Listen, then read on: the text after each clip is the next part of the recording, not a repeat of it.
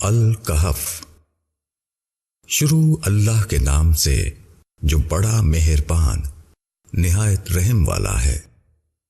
تعریف اللہ کے لیے ہے جس نے اپنے بندے پر کتاب اتاری اور اس میں کوئی کجی نہیں رکھی، بالکل ٹھیک، تاکہ وہ اللہ کی طرف سے ایک سخت عذاب سے آگاہ کر دے اور ایمان والوں کو خوشخبری دے دے جو نیک اعمال کرتے ہیں کہ ان کے لیے اچھا بدلہ ہے، وہ اس میں ہمیشہ رہیں گے۔ اور ان لوگوں کو ڈرا دے جو کہتے ہیں کہ اللہ نے بیٹا بنایا ہے، ان کو اس بات کا کوئی علم نہیں اور نہ ان کے باپ دادا کو۔ یہ بڑی بھاری بات ہے جو ان کے منہ سے نکل رہی ہے، وہ صرف جھوٹ کہتے ہیں۔ شاید تم ان کے پیچھے غم سے اپنے آپ کو ہلاک کر ڈالو گے اگر وہ اس بات پر ایمان نہ لائے۔ جو کچھ زمین پر ہے اس کو ہم نے زمین کی رونق بنایا ہے تاکہ ہم لوگوں کو جانچیں کہ ان میں کون اچھا عمل کرنے والا ہے، اور ہم زمین کی تمام چیزوں کو ایک صاف میدان بنا دیں گے۔ کیا تم خیال کرتے ہو کہ کہف اور رقیم والے ہماری نشانیوں میں سے بہت عجیب نشانی تھے؟ جب ان نوجوانوں نے غار میں پناہ لی، پھر انہوں نے کہا کہ اے ہمارے رب، ہم کو اپنے پاس سے رحمت دے اور ہمارے معاملے کو درست کر دے۔ پس ہم نے غار میں ان کے کانوں پر سال ہا سال کے لیے نیند کا پردہ ڈال دیا۔ پھر ہم نے ان کو اٹھایا تاکہ ہم معلوم کریں کہ دونوں گروہوں میں سے کون مدت قیام کا زیادہ ٹھیک شمار کرتا ہے۔ ہم تم کو ان کا اصل قصہ سناتے ہیں۔ وہ کچھ نوجوان تھے جو اپنے رب پر ایمان لائے، اور ہم نے ان کی ہدایت میں مزید ترقی دی، اور ہم نے ان کے دلوں کو مضبوط کر دیا جبکہ وہ اٹھے اور کہا کہ ہمارا رب وہی ہے جو آسمانوں اور زمین کا رب ہے، ہم اس کے سوا کسی دوسرے معبود کو نہ پکاریں گے۔ اگر ہم ایسا کریں تو ہم بہت بیچا بات کریں گے۔ یہ ہماری قوم کے لوگوں نے اس کے سوا دوسرے معبود بنا رکھے ہیں، یہ ان کے حق میں واضح دلیل کیوں نہیں لاتے؟ پھر اس شخص سے بڑا ظالم اور کون ہوگا جو اللہ پر جھوٹ باندھے؟ اور جب تم ان لوگوں سے الگ ہو گئے ہو اور ان کے معبودوں سے جن کی وہ خدا کے سوا عبادت کرتے ہیں، تو اب چل کر غار میں پناہ لو، تمہارا رب تمہارے اوپر اپنی رحمت پھیلائے گا اور تمہارے کام کے لیے سر و سامان مہیا کرے گا۔ اور تم سورج کو دیکھتے کہ جب وہ طلوع ہوتا ہے تو ان کے غار سے دائیں جانب کو بچا رہتا ہے، اور جب ڈوبتا ہے تو ان سے بائیں طرف کو کترا جاتا ہے، اور وہ غار کے اندر ایک وسیع جگہ میں ہے۔ یہ اللہ کی نشانیوں میں سے ہے، جس کو اللہ ہدایت دے وہی ہدایت پانے والا ہے، اور جس کو اللہ بے راہ کر دے تو تم اس کے لیے کوئی مددگار راہ بتانے والا نہ پاؤ گے۔ اور تم انہیں دیکھ کر یہ سمجھتے کہ وہ جاگ رہے ہیں، حالانکہ وہ سو رہے تھے۔ ہم ان کو دائیں اور بائیں کروٹ بدلواتے رہتے تھے، اور ان کا کتا غار کے دہانے پر دونوں ہاتھ پھیلائے ہوئے بیٹھا تھا۔ اگر تم ان کو جھانک کر دیکھتے تو ان سے پیٹھ پھیر کر بھاگ کھڑے ہوتے، اور تمہارے اندر ان کی دہشت بیٹھ جاتی۔ اور اسی طرح ہم نے ان کو جگایا تاکہ وہ آپس میں پوچھ گچھ کریں۔ ان میں سے ایک کہنے والے نے کہا، تم کتنی دیر یہاں ٹھہرے؟ انہوں نے کہا کہ ہم ایک دن یا ایک دن سے بھی کم ٹھہرے ہوں گے۔ وہ بولے کہ اللہ ہی بہتر جانتا ہے کہ تم کتنی دیر یہاں رہے۔ پس اپنے میں سے کسی کو یہ چاندی کا سکہ دے کر شہر بھیجو، پس وہ دیکھے کہ پاکیزہ کھانا کہاں ملتا ہے، اور تمہارے لیے اس میں سے کچھ کھانا لائے، اور وہ نرمی سے جائے اور کسی کو تمہاری خبر نہ ہونے دے۔ اگر وہ تمہاری خبر پا جائیں گے تو تم کو پتھروں سے مار ڈالیں گے، یا تم کو اپنے دین میں لوٹا لیں گے اور پھر تم کبھی فلاح نہ پاؤ گے۔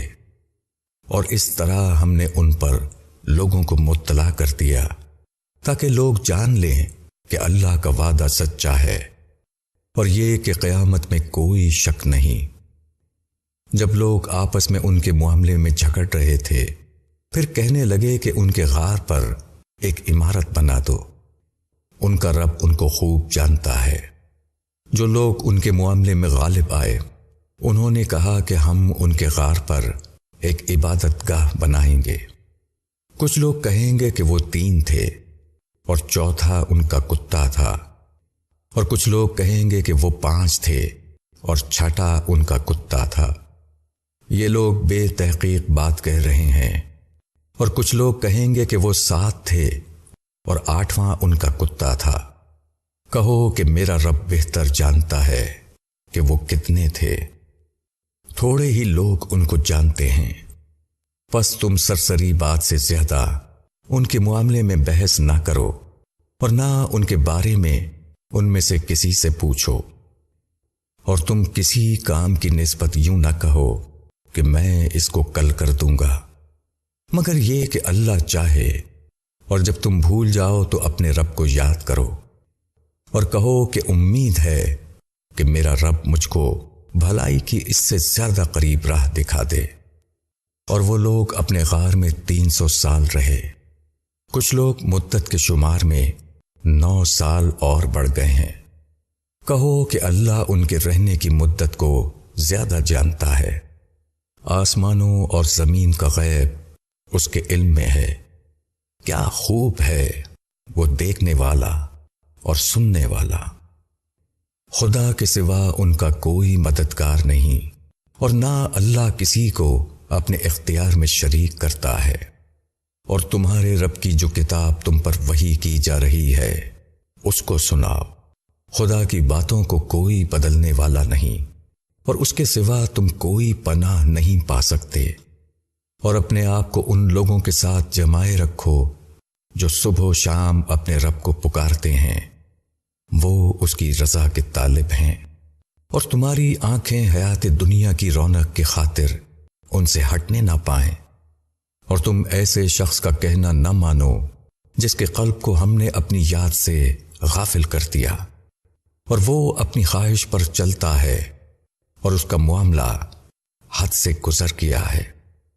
اور کہو کہ یہ حق ہے تمہارے رب کی طرف سے، پس جو شخص چاہے اسے مانے اور جو شخص چاہے نہ مانے۔ ہم نے ظالموں کے لیے ایسی آگ تیار کر رکھی ہے جس کی قناتیں ان کو اپنے گھیرے میں لے لیں گی، اور اگر وہ پانی کے لیے فریاد کریں گے تو ان کی فریاد رسی ایسے پانی سے کی جائے گی جو تیل کی تلچھٹ کی طرح ہوگا، وہ چہروں کو بھون ڈالے گا۔ کیا برا پانی ہوگا اور کیسا برا ٹھکانہ۔ بے شک جو لوگ ایمان لائے اور انہوں نے اچھے کام کیے تو ہم ایسے لوگوں کا اجر ضائع نہیں کریں گے۔ جو اچھی طرح کام کریں ان کے لیے ہمیشہ رہنے والے باغ ہیں جن کے نیچے نہریں بہتی ہوں گی، وہاں ان کو سونے کے کنگن پہنائے جائیں گے، اور وہ باریک اور تبیز ریشم کے سبز کپڑے پہنیں گے، تختوں پر ٹیک لگائے ہوئے۔ کیسا اچھا بدلہ ہے اور کیسی اچھی جگہ۔ تم ان کے سامنے ایک مثال پیش کرو۔ 2 شخص تھے، ان میں سے ایک کو ہم نے انگوروں کے 2 باغ دیے اور ان کے گرد کھجور کے درختوں کا احاطہ بنایا، اور دونوں کے درمیان کھیتی رکھ دی۔ دونوں باغ اپنا پورا پھل لائے، ان میں کچھ کمی نہیں کی، اور دونوں باغوں کے بیچ ہم نے نہر جاری کر دی، اور اس کو خوب پھل ملا۔ تو اس نے اپنے ساتھی سے بات کرتے ہوئے کہا کہ میں تجھ سے مال میں زیادہ ہوں اور تعداد میں بھی زیادہ طاقتور ہوں۔ وہ اپنے باغ میں داخل ہوا اور وہ اپنے آپ پر ظلم کر رہا تھا۔ اس نے کہا کہ میں نہیں سمجھتا کہ یہ کبھی برباد ہو جائے گا، اور میں نہیں سمجھتا کہ قیامت کبھی آئے گی، اور اگر میں اپنے رب کی طرف لوٹا دیا گیا تو ضرور اس سے زیادہ اچھی جگہ مجھ کو ملے گی۔ اس کے ساتھی نے بات کرتے ہوئے کہا، کیا تم اس ذات سے انکار کر رہے ہو جس نے تم کو مٹی سے بنایا، پھر پانی کی ایک بوند سے، پھر تم کو پورا آدمی بنا دیا؟ لیکن میرا رب تو وہی اللہ ہے، اور میں اپنے رب کے ساتھ کسی کو شریک نہیں ٹھہراتا۔ اور جب تم اپنے باغ میں داخل ہوئے تو تم نے کیوں نہ کہا کہ جو اللہ چاہتا ہے وہی ہوتا ہے؟ اللہ کے بغیر کسی میں کوئی قوت نہیں۔ اگر تم دیکھتے ہو کہ میں مال اور اولاد میں تم سے کم ہوں، تو امید ہے کہ میرا رب مجھ کو تمہارے باغ سے بہتر باغ دے دے، اور تمہارے باغ پر آسمان سے کوئی آفت بھیج دے جس سے وہ باغ صاف میدان ہو کر رہ جائے، یا اس کا پانی خشک ہو جائے، پھر تم اس کو کسی طرح نہ پا سکو۔ اور اس کے پھل پر آفت آئی تو جو کچھ اس نے اس پر خرچ کیا تھا اس پر وہ ہاتھ ملتا رہ گیا، اور وہ باغ اپنی ٹٹیوں پر گرا ہوا پڑا تھا، اور وہ کہنے لگا کہ اے کاش میں اپنے رب کے ساتھ کسی کو شریک نہ ٹھہراتا، اور اس کے پاس کوئی جتھا نہ تھا جو خدا کے سوا اس کی مدد کرتا، اور نہ وہ خود بدلہ لینے والا بن سکا۔ یہاں سارا اختیار صرف خدائے برحق کا ہے، وہ بہترین اجر اور بہترین انجام والا ہے۔ اور ان کو دنیا کی زندگی کی مثال سناؤ، جیسے کہ پانی جس کو ہم نے آسمان سے اتارا، پھر اس سے زمین کی نباتات خوب گھنی ہو گئی، پھر وہ ریزہ ریزہ ہو گئی جس کو ہوائیں اڑاتی پھرتی ہیں۔ اور اللہ ہر چیز پر قدرت رکھنے والا ہے۔ مال اور اولاد دنیاوی زندگی کی رونق ہیں، اور باقی رہنے والی نیکیاں تمہارے رب کے نزدیک ثواب کے اعتبار سے بہتر ہیں۔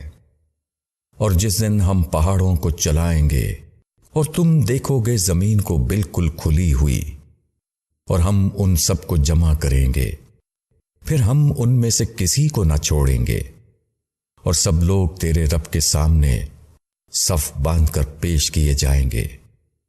تم ہمارے پاس آ گئے جس طرح ہم نے تم کو پہلی بار پیدا کیا تھا، بلکہ تم نے یہ گمان کیا کہ ہم تمہارے لیے کوئی وعدے کا وقت مقرر نہیں کریں گے، اور رجسٹر رکھا جائے گا تو تم مجرموں کو دیکھو گے کہ اس میں جو کچھ ہے وہ اس سے ڈرتے ہوں گے، اور کہیں گے کہ ہائے خرابی، کیسی ہے یہ کتاب کہ اس نے کوئی چھوٹی بات درج کرنے سے چھوڑی ہے اور نہ کوئی بڑی بات، اور جو کچھ انہوں نے کیا ہے وہ سب سامنے پائیں گے، اور تیرا رب کسی کے اوپر ظلم نہ کرے گا۔ اور جب ہم نے فرشتوں سے کہا کہ آدم کو سجدہ کرو تو انہوں نے سجدہ کیا، مگر ابلیس نے سجدہ نہ کیا، وہ جنوں میں سے تھا، پس اس نے اپنے رب کے حکم کی نافرمانی کی۔ اب کیا تم اس کو اور اس کی اولاد کو میرے سوا اپنا دوست بناتے ہو، حالانکہ وہ تمہارے دشمن ہیں؟ یہ ظالموں کے لیے بہت برا بدلہ ہے۔ میں نے ان کو نہ آسمانوں اور زمین پیدا کرنے کے وقت بلایا اور نہ خود ان کے پیدا کرنے کے وقت بلایا، اور میں ایسا نہیں گمراہ کرنے والوں کو اپنا مددگار بناؤں۔ اور جس دن خدا کہے گا کہ جن کو تم میرا شریک سمجھتے تھے ان کو پکارو، پس وہ ان کو پکاریں گے، مگر وہ ان کو کوئی جواب نہ دیں گے، اور ہم ان کے درمیان عداوت کی آڑ کر دیں گے۔ اور مجرم لوگ آگ کو دیکھیں گے اور سمجھ لیں گے کہ وہ اس میں گرنے والے ہیں، اور وہ اس سے بچنے کی کوئی راہ نہ پائیں گے۔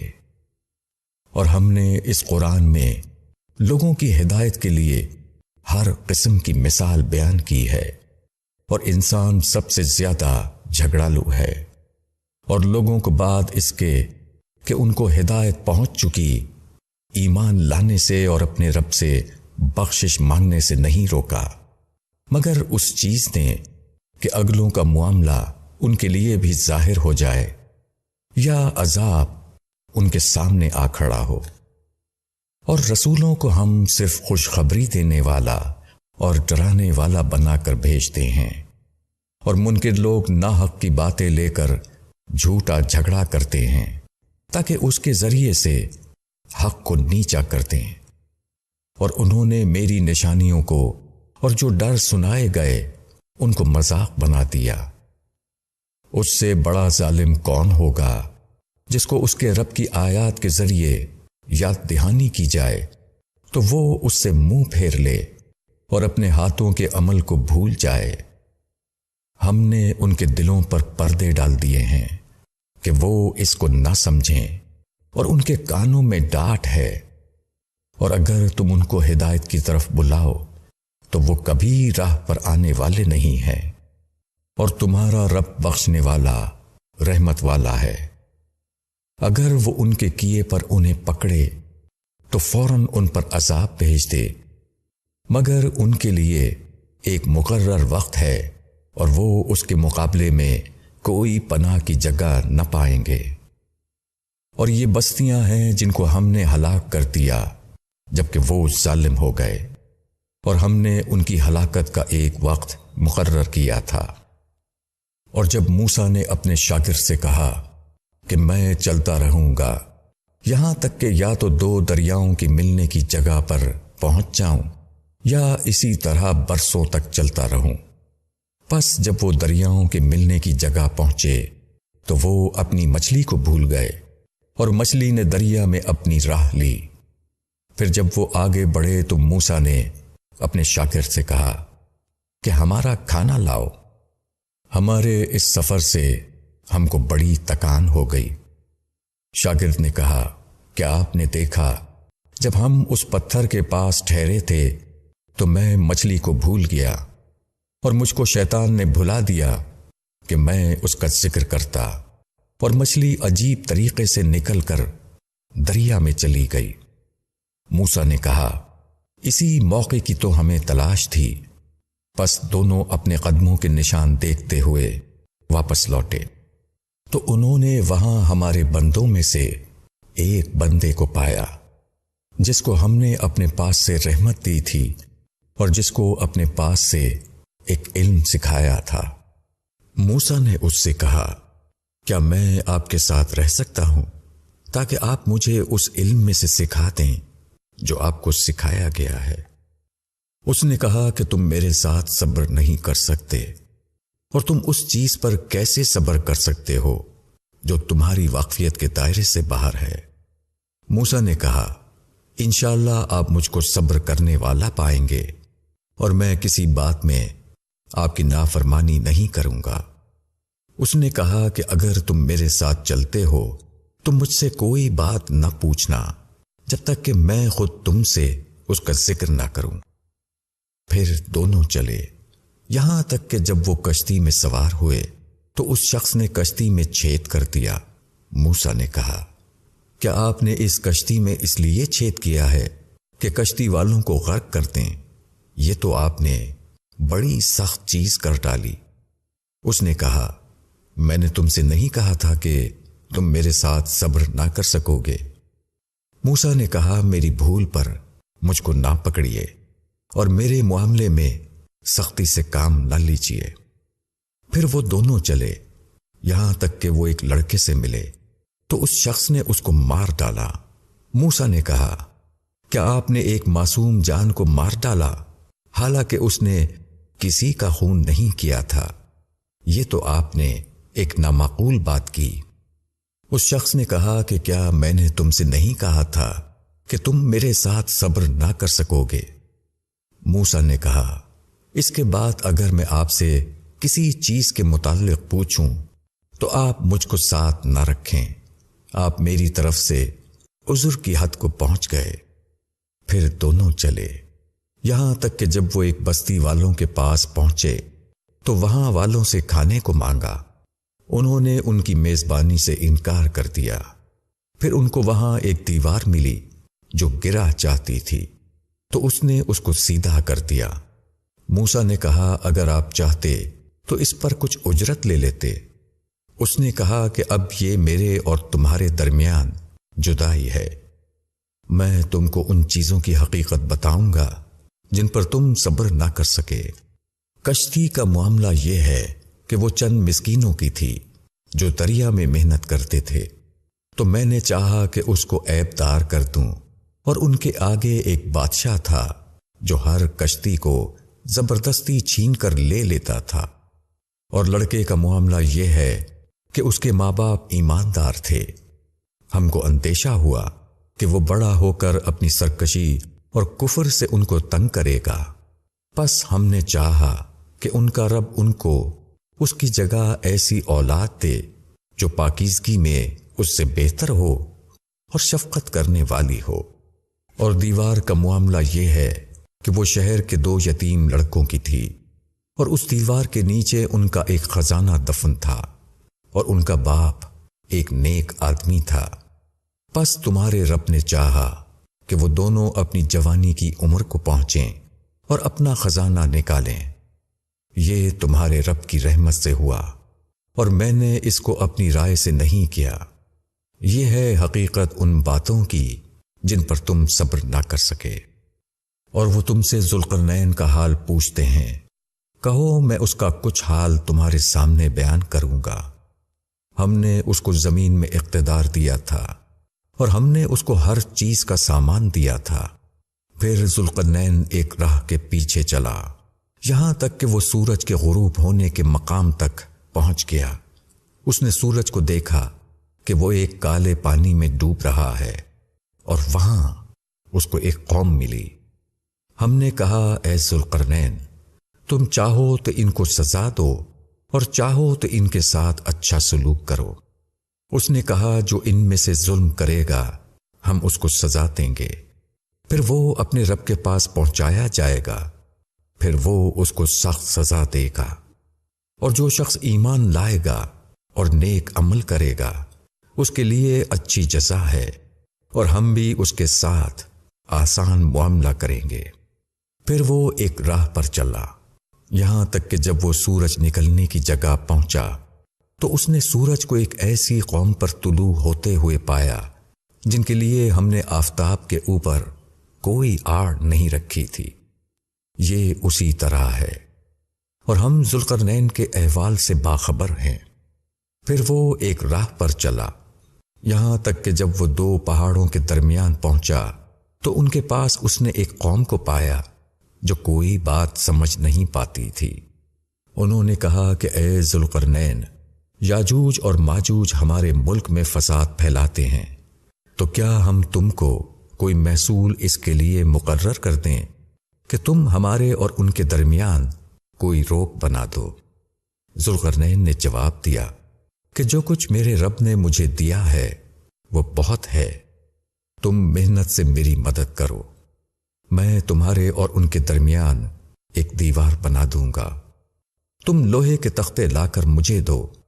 یہاں تک کہ جب اس نے دونوں کے درمیانی خلا کو بھر دیا تو لوگوں سے کہا کہ آگ دہکاؤ۔ یہاں تک کہ جب اس کو آگ کر دیا تو کہا کہ لاؤ، اب میں اس پر پگھلا ہوا تانبا ڈال دوں۔ پس یاجوج اور ماجوج نہ اس پر چڑھ سکتے تھے اور نہ وہ اس میں سوراخ کر سکتے تھے۔ ذوالقرنین نے کہا کہ یہ میرے رب کی رحمت ہے، پھر جب میرے رب کا وعدہ آئے گا تو وہ اس کو ڈھا کر برابر کر دے گا، اور میرے رب کا وعدہ سچا ہے۔ اور اس دن ہم لوگوں کو چھوڑ دیں گے، وہ موجوں کی طرح ایک دوسرے میں گھسیں گے، اور سور پھونکا جائے گا، پس ہم سب کو ایک ساتھ جمع کریں گے۔ اور اس دن ہم جہنم کو منکروں کے سامنے لائیں گے جن کی آنکھوں پر ہماری یاد دہانی سے پردہ پڑا رہا اور وہ کچھ سننے کے لیے تیار نہ تھے۔ کیا انکار کرنے والے یہ سمجھتے ہیں کہ وہ میرے سوا میرے بندوں کو اپنا کارساز بنائے؟ ہم نے منکروں کی مہمانی کے لیے جہنم تیار کر رکھی ہے۔ کہو کیا میں تم کو بتا دوں کہ اپنے اعمال کے اعتبار سے سب سے زیادہ گھاٹے میں کون لوگ ہیں؟ وہ لوگ جن کی کوشش دنیا کی زندگی میں اکارت ہو گئی اور وہ سمجھتے رہے کہ وہ بہت اچھا کام کر رہے ہیں۔ یہی لوگ ہیں جنہوں نے اپنے رب کی نشانیوں کا اور اس سے ملنے کا انکار کیا، پس ان کا کیا ہوا برباد ہو گیا۔ پھر قیامت کے دن ہم ان کو کوئی وزن نہ دیں گے۔ جہنم ان کا بدلہ ہے، اس لیے کہ انہوں نے انکار کیا اور میری نشانیوں اور میرے رسولوں کا مذاق اڑایا۔ بے شک جو لوگ ایمان لائے اور انہوں نے نیک عمل کیے، ان کے لیے فردوس کے باغوں کی مہمانی ہے، اس میں وہ ہمیشہ رہیں گے، وہ وہاں سے کبھی نکلنا نہ چاہیں گے۔ کہو کہ اگر سمندر میرے رب کی نشانیوں کے لکھنے کے لیے روشنائی ہو جائے تو سمندر ختم ہو جائے گا اس سے پہلے کہ میرے رب کی باتیں ختم ہوں، اگرچہ ہم اس کے ساتھ اسی کی مانند اور سمندر ملا دیں۔